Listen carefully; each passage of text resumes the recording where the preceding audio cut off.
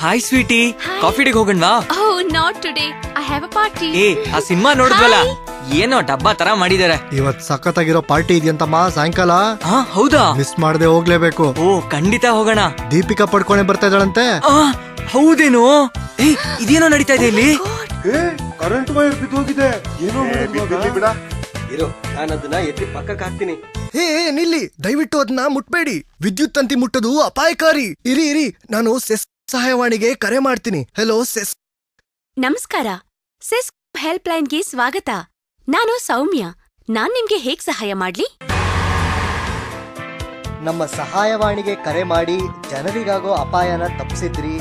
ಧನ್ಯವಾದಗಳು. My pleasure. ನಾನೊಬ್ಬ ನಾಗರಿಕನಾಗಿ ಅದು ನನ್ನ ಕರ್ತವ್ಯ ಸರ್.